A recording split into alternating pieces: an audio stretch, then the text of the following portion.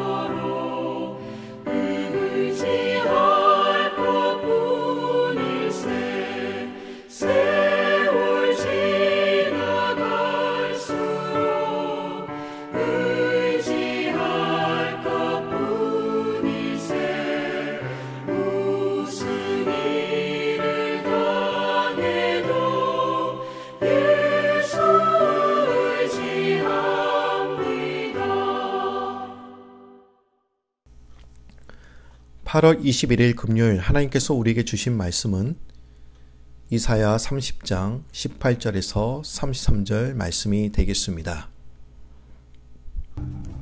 그러나 여호와께서 기다리시나니 이는 너희에게 은혜를 베풀려 하심이요 일어나시리니 이는 너희를 긍휼히 여기려 하심이라.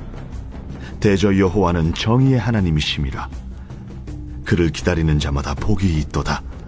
시온에 거주하며 예루살렘에 거주하는 백성아, 너는 다시 통곡하지 아니할 것이라. 그가 내 부르짖는 소리로 말미암아 내게 은혜를 베푸시되 그가 들으실 때에 내게 응답하시리라.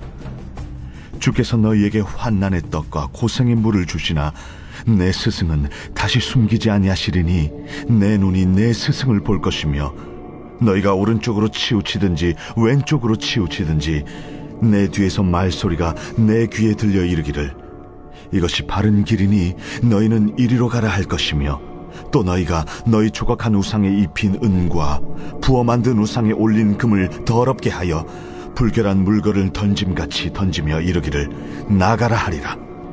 내가 땅에 뿌린 종자에 주께서 비를 주사 땅이 먹을 것을 내며 곡식이 풍성하고 기름지게 하실 것이며 그날에 내 가축이 광활한 목장에서 먹을 것이요 밭가는 소와 어린 나귀도 키와 새스랑으로 까부르고 맛있게 한 먹이를 먹을 것이며 그게 살육하는 날 망대가 무너질 때에 고산마다 줄령마다 그 위에 개울과 시냇물이 흐를 것이며 여호와께서 자기 백성의 상처를 싸매시며 그들의 맞은 자리를 고치시는 날에는 달빛은 햇빛 같겠고 햇빛은 7배가 되어 7날의 빛과 같으리라.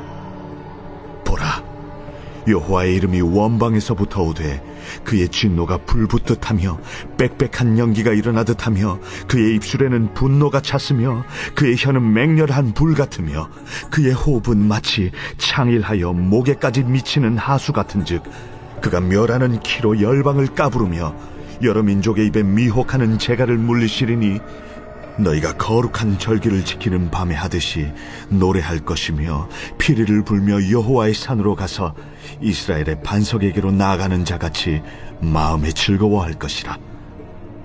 여호와께서 그의 장엄한 목소리를 듣게 하시며 혁혁한 진노로 그의 팔에 치심을 보이시되 맹렬한 화염과 폭풍과 폭우와 우박으로 하시리니 여호와의 목소리에 앗소리가 낙담할 것이며 주께서는 막대기로 치실 것이라. 여호와께서 예정하신 몽둥이를 아수르 위에 더하실 때마다 소고를 치며 수금을 탈 것이며 그는 전쟁 때에 팔을 들어 그들을 치시리라. 대저 도벳은 이미 세워졌고 또 왕을 위하여 예비된 것이라. 깊고 넓게 하였고 거기에 불과 많은 나무가 있은즉 여호와의 호흡이 유황 개청 같아서 이를 사르시리라. 오늘 본문은 이스라엘은 영적으로 침체되었고 남유다 백성들은 하나님을 거역하여 저마다 징계를 받아 신음하고 있는 상황이었습니다. 지금 남유다 백성들의 상황이 어떤지 정확하게 말해주고 있는 본문이 20절인데요. 우리 모두 20절 말씀을 다 같이 보도록 하겠습니다. 주께서 너에게 환난의 떡과 고생의 물을 주시나 내 스승은 다시 숨기지 아니하시리니 내 눈이 내 스승을 볼 것이며. 지금 하나님의 백성은 환난의 떡과 고생의 물을 먹고 있습니다. 즉 환난과 고난을 당하고 있죠.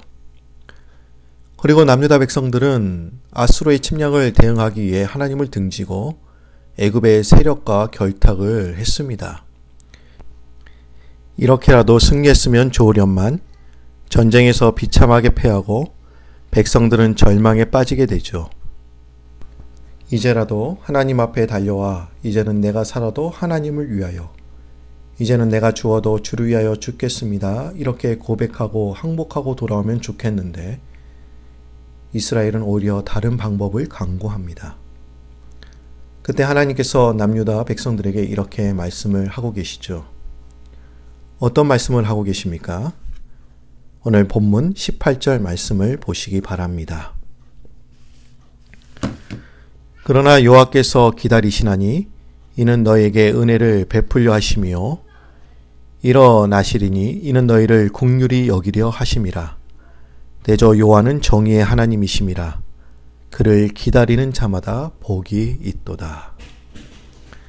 18절 말씀을 자세히 보시면 하나님의 기다림이 인간의 기다림으로 바뀌고 있습니다. 하나님께서 기다리신다는 것은 남유다가 회개하고 당신에게로 돌이키기를 원하신다는 것이지요. 또한 인간의 기다림이란 하나님의 구원의 은혜를 사모한다는 것입니다. 그럼 이 구원의 은혜를 사모한다는 것은 과연 무엇을 의미하고 있냐? 그것은 회개를 전제로 하고 있습니다. 그러한 점에서 하나님께서 기다리시는 것이나 인간의 기다림은 모두 회개를 가리킨다고 말할 수 있습니다. 그러기에 그를 기다리는 자마다 복이 있다는 것은 하나님께 회개하는 자마다 복이 있다고 다시 풀이할 수가 있습니다. 여러분, 이 복을 받고 누린 사람이 있죠. 여러분, 누가 떠오르십니까? 다윗입니다. 다윗은 이스라엘의 가장 위대한 왕이지만 사람의 생각에 용서가 불가능할 정도로 심각한 죄를 저질렀습니다. 충신이었던 우리아의 아내와 간음하고 그 사실을 숨기기 위하여 우리아마저도 싸움이 치열한 곳으로 보내어 죽게 만드는 죄를 범하게 되지요. 다윗은 처음에는 자기 죄를 은폐하려고 했습니다. 그러나 선지자 나단에 의해 지적되자 다윗은 즉시 하나님 앞에 엎드려 회개하게 되지요. 그는 회개한 후에 이런 고백을 합니다. 시편 32편 1절 말씀인데요. 허물의 사함을 받고 자신의 죄가 가려진 자는 복이 있도다. 여러분, 성경을 보시면 어떠한 사람이 복이 있는 자인지를 다각도로 말해주고 있지요. 시편 1편 1절에 복 있는 사람은 악인들의 꾀를 따르지 아니하며 죄인들의 길에 서지 아니하며 오만한 자들의 자리에 앉지 아니하고. 시편 1편 1절에서는 복 있는 사람은 죄인들의 길에 서지 아니하는 것이라고 말씀하고 있습니다. 그리고 다윗은 밧세바를 간음한 후에 하나님께 회개하고서 죄를 용서받은 자가 복이 있다, 이렇게 말하고 있습니다. 여러분, 죄인의 길에 서지 않는 사람은 분명 복 있는 사람입니다. 그런데 죄를 용서함 받은 자도 왜 복이 되는 것일까요? 사실 인간이 죄를 짓지 않고 살 수만 있다고 한다면 좋겠지만 그것은 불가능합니다. 인간 중에 죄를 짓지 않고 사는 사람은 아무도 없습니다. 죄가 없으신 분은 오직 하나님 한 분밖에 안 계십니다. 분명 죄인의 길에 서지 않으면 좋겠지만 현실적으로는 불가능합니다. 죄인의 길에 서지 않는 사람이 복 있는 사람이다, 이렇게 말한다면 이 세상에 복 받은 사람은 단 한 사람도 없을 것입니다. 여러분, 죄를 용서함 받았다는 것은 지금 회개를 전제하고 있는 것이지요. 그런 면에서 회개하는 사람, 회개할 수 있는 사람도 복 있는 사람입니다. 왜 회개하는 사람도 복 있는 사람입니까? 여러분, 회개는 생각처럼 쉬운 일이 아닙니다. 사실 인간에게는 스스로 회개할 능력이 없습니다. 회개가 쉬워 보이지만 사실 인간은 스스로 회개할 수 없는 존재죠. 죄의 본성을 갖고 있기에 마음이 강팍한 인간은 스스로는 도무지 회개할 수가 없습니다. 여러분, 다윗도 잘못을 저지르고 즉시 회개한 것이 아니었습니다. 선지자 나단의 책망도 있었고 하나님의 손이 그를 눌러 견딜 수 없는 상황이 되자 그는 겨우 죄를 자복하게 된 것입니다. 오랜 시간이 지난 후에 하나님의 도우심으로 겨우 죄를 토해낼 수밖에 없었던 것이죠. 그러기에 회개할 수 있는 것이 하나님의 은혜입니다. 하나님의 징계로 어쩔 수 없이 회개하든 마음에 감동이 와서 회개하든 그것은 다 하나님의 은혜의 결과입니다. 누가복음 15장 7절 말씀에 내가 너희에게 이르노니 이와 같이 죄인 한 사람이 회개하면 하늘에서는 회개할 것이 없는 의인 99으로 말미암아 기뻐하는 것보다 더하리라, 이렇게 말씀하고 있습니다. 얼마나 회개하는 것이 어려우면 죄인 하나가 회개하는 것이 하늘에서 회개할 것이 없는 99으로 인한 기쁨보다 더 큰 기쁨으로 표현을 했겠습니까? 그것은 회개가 쉽지 않다는 것이죠. 하지만 우리가 회개까지 이른다면 그것은 하나님의 은혜며 복입니다. 그런데 문제는 우리 마음에 이런 생각을 할 수가 있고 또한 사탄이 이렇게 속입니다. 사탄은 우리가 죄를 자백하는 것을 하지 못하게 방해합니다. 그리고 이런 마음을 심어줍니다. 자백을 하기에는 너무 늦었다. 이미 너희 이름을 생명책에서 지워버렸어. 이렇게 속삭입니다. 여러분, 어린아이의 입장에서 생각해보면 어린아이는 부모님이 하지 말라고 한 것을 했고 만지지 말라는 것을 만졌습니다. 그러다가 부모님이 너무나 중요하게 생각하는 것을 망가뜨렸다고 생각해 보십시오. 그리고 어린아이는 부모님께 혼날까봐 잘못을 숨깁니다. 고백하지 않습니다. 그러면 어떻게 될까요? 아버지와 어머니와의 관계가 멀어집니다. 사실 부모님은 더 좋은 것을 주려고 하는데 아이는 자꾸 부모님을 피하려고 합니다. 여러분, 어린아이가 자기 잘못을 자백하고 그대로 이야기한다고, 아니 그 잘못을 저질렀다고 부모와 자식의 신분이 바뀌는 것입니까? 아니 자녀의 자격을 박탈당하는 것입니까? 전혀 그렇지 않습니다. 여전히 그 아이는 부모의 자녀죠. 어떤 부모는 너 이런 잘못을 했으니까 그것은 용서 못하겠다. 그리고 진짜 호적에서 지워버리겠다. 이렇게 말하고 행동하는 부모님은 없습니다. 우리는 용서받지 못할 만큼 큰 죄를 저질렀어. 자백하기에는 이미 너무 늦었어. 지금 자백한다고 무슨 일이 바뀌겠어. 이런 마음은 사탄이 심어준 것이기에 우리는 이런 마음을 잘라버려야 합니다. 21절 말씀을 보시기 바랍니다. 너희가 오른쪽으로 치우치든지 왼쪽으로 치우치든지 내 뒤에서 말소리가 내 귀에 들려 이르기를 이것이 바른 길이니 너희는 이리로 가라 할 것이며.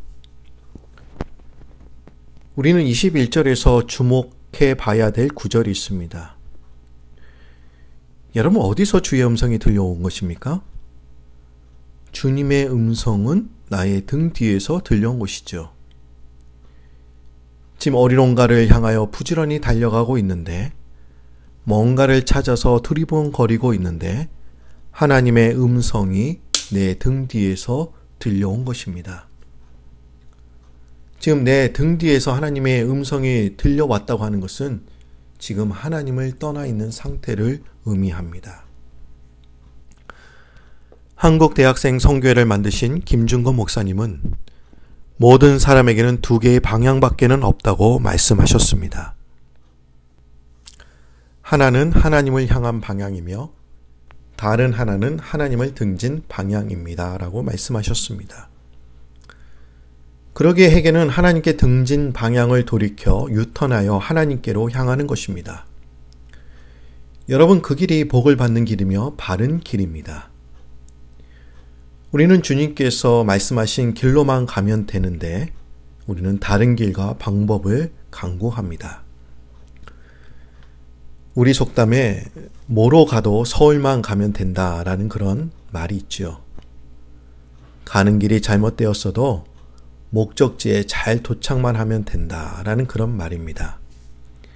그런데 오늘 본문 말씀에는 속담과는 다른 말씀을 하고 있지요. 우리가 환난과 고난을 우리가 당할 때 좌편 길로도 가고 싶고 우편 길로도 가고 싶습니다. 그런데 주님은 뭐라고 말씀하고 계십니까? 이것이 바른 길이니 너희는 이리로 가라. 하나님은 속담과 관련해서 우리들에게 이렇게 말씀하고 계시는 겁니다. 차라리 전해오는 그 속담을 바꿔라. 서울은 못 가도 좋다.